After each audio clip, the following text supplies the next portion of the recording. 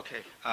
Good morning, everyone. I'm Xun Wu from the Hong Kong University of Science and Technology. I'd like to first thank ADB for getting me involved in this project. I got involved in later stage of the project, but I learned a lot, and I really think this is a significant undertaking of this topic here. I'd like to start my presentation with this what we call the strategic triangle of successful policy implementation. I come from public policy school. We have economists and policy scientists and practitioners in schools like ours here. And sometimes we complain that economists are making too many assumptions that are not realistic. And then economists complain that we policy scientists actually are not theoretical enough. And then the practitioners and government officials complain that the scholars are not paying enough attention to practical concern, right? And I guess this is not the wrong places, it's not the right places to settle that difference here. But I think it's excellent that we have policy dialogue like this, and to have people from a different discipline, and also quite a lot of government officials involved in audiences, and to look at this issue collectively. So if you look at this strategic triangle, involve three key components that are needed for successful implementation of policy ideas like a market-based instrument here. First of all, you need to have value performance. You need to make sure that you're doing the right thing at the end after all the trouble here. So that's fundamental. And then also you need to have a legitimacy and support. You need to have a political support to get to the work accepted at the different levels in government, and also by the general public. And also you need to have the resources, operational capacity to get it done. So these are kind of three components that are they are all important, right? You cannot leave any of these three out. The other thing is also they are independent of each other. We cannot just say that a particular policy instrument, like a market-based instrument, that somehow, in general, can produce positive outcome here. And this really depends on whether or not you have legitimacies, you have political support, and whether it also depends on whether or not you have sufficient operational capacities to produce that kind of result here. So this is also kind of dynamically linked together, right? You start with certain application, and then you build reputation about, in general, sometimes about market-based instrument. Then you get more support. And more support means more resources allocated to more application in the futures here. So this can also be kind of dynamically linked. So I'd like to highlight these 5 different strategies that I think can be quite important coming out of this report. The first is securing early success for market-based instruments by picking the lower-hanging fruits. That I'm going to talk a bit more about this later. And then building evidence and support through policy pilot, sustaining momentum by upscaling selected market-based instrument with high potential. So if you look at the first 3, they are very much focusing on the value of performance aspect here. Try to improve the value, improve the performance here. Then if you look at the last 2, mainstream market-based instrument in the national environmental policy making. This is actually try to strengthening the legitimacy of support for the use of market-based instrument. And the last one, focusing on performances through impact assessment and policy learning can help to address issues with regard to operational capacities. Right? So the first is to look at what are some of the safe bet here, right? So the candidates for safe bets are actually those that are analytically not very controversial. That whoever done analysis and across different countries here, you will find that a set of instruments they have high level of static efficiency and the dynamic efficiency, so forth. So this can be considered analytically not very controversial. And the other things, other characteristics about this safe bet would be those instruments get some key stakeholder involved. That key stakeholder can be the public, general public, and that key stakeholder can be government agency, local government, right? So just give you some example. Information provision, this can be quite important here. And if information is available about the ineffectiveness of existing policy instrument, there's many instruments such as command and control are used here. If there's information provided about the ineffectiveness of these policy, this can actually build strong support, right, for the use of market-based instrument here. So information provision and including providing information about ineffectiveness of existing strategy, as well as information disclosure as one of a standalone market-based instrument. This can be very useful.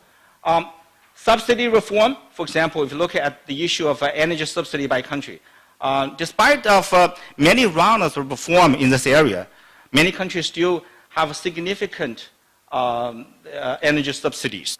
If you look at across those different countries here. So this is, I'm not saying that somehow that removing energy subsidy or reducing energy subsidy is a politically easy job. It's not an easy job. But this is efforts that you can help to get government involved, because removing subsidies actually can be translated to some of the benefit in terms of the budget allocation for the government here. Government always would like to spend monies across different sectors here. So removing subsidies, right? Focusing on energy subsidy, you can actually potentially get important stakeholders, like a government involved. And the same thing can be said about the carbon prices and the emission coverage, right? So in this area, this is the Pigovian tax, right? So the key about these kind of taxes is that it can help address environmental issue, but at the same time, it can actually producing significant revenue for government. Again, this is the area where you can get key stakeholder involved in the market-based instrument, which is kind of very, very important here. We can't just looking at efficiency and those terms, but also I think looking at revenue for the government can be quite important here. So this is the first area. The second area is the build evidence and support through policy pilots. So this is actually, the list can be very long, right? If you look at this dimension about the complexities involved in applying market-based instrument here, you can kind of, looking at from lower complexity to high complexity. And then you can also look at horizontal, this dimension about the extent to which evidence on performance is available. I'm not just talking about evidence is available globally, but also evidence, whether or not evidence is available locally, right? So if you look at from that dimension, it can be from the limited to extensive here. So, if you look at on the left, right, there's a huge, areas where the policy pilots can be extremely useful. In the report, actually, there's a number of cases, a number of kind of research has been conducted across the different areas in air and water and the waste sector here. So the variety of experience the policy pilot has already been conducted across different areas here, and more can be done by building evidences and support. Yeah, so conduct this study is also the way to improve the political legitimacies. Right? So if you look at the of the triangle here, this is also quite important in building political support and the legitimacy. And the other areas is to sustaining the momentum by upscaling selected market-based instrument with high potential here. We actually find out, through the study, in a number of areas, the applications seem to stop at the pilot level. After pilot, government move on to pilot of other things here. And they kind of dropped the interest in this area here. There's a number of reasons why that is the case here. One is, I think one actually point to the importance of having reports like this, efforts like this, to taking stock of these different pilots regionally, and also compare them with experiences globally, right? To try to kind of learn what exactly happened in this pilot here, why they work, why they don't work sometimes. The second reason is that you tend to get sometimes mixed results. This is actually is evident from the kind of report. You get mixed results sometimes from this pilot here. So that's actually sometimes stop the government from doing more and kind of stop government from upscaling this effort here. This is one area where more work can be done and more research like this can be very useful and to inform government what are the areas to kind of correct to moving forward here, right? So I think these are, the kind of strategy is that after government has conducted significant pilot here, then the related agencies and local government and so forth should carry this forward by upscaling this effort. So this is another strategy. Then the fourth one is mainstreaming market-based instrument in national environmental policy making here. The government agencies are very familiar with command and control strategy here.